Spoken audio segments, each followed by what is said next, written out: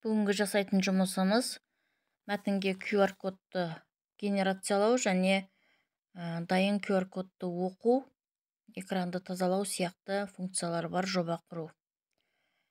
Дизайнер бөлігінде экранымызға керекті компоненттерді орналастырып, қасиеттер терезесінен түгел баптаймыз, шрифті, размерін, орналасуын түгел реттеп қойып шығамыз.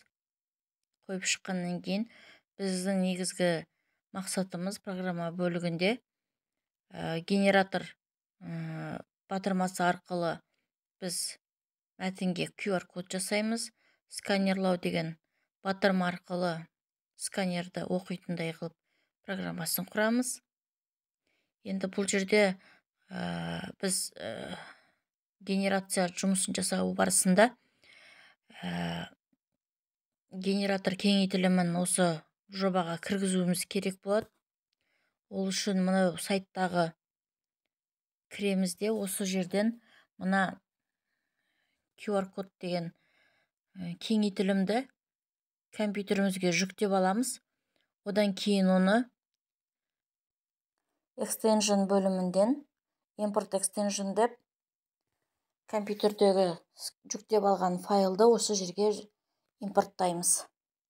Ол импорттаған кеңейтілімді енді мына тұрған веб просмотрщиктің ішіне қарай сүйреп әкелеміз.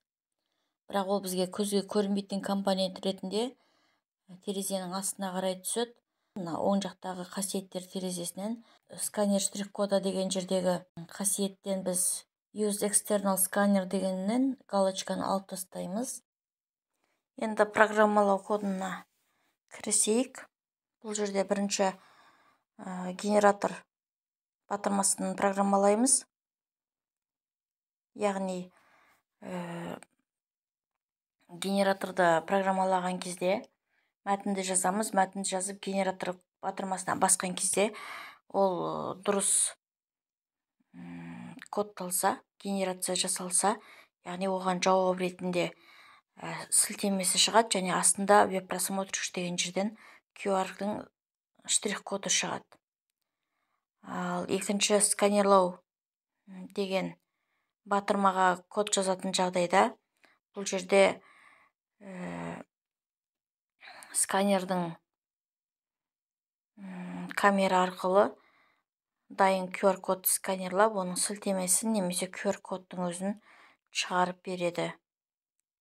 Ал енді тазалау деген кнопка, үшінші кнопка, ол түсінікті, яғни экранды бастапқы таза қалпына келтіреді. Мінекей осы батырмалардың программалары назарларыңызға ұсынылып тұр. Өздеріңіз де жасап көріп, игіліктеріңізге қолданыңыздар. Істеріңізге сәттілік тілеймін.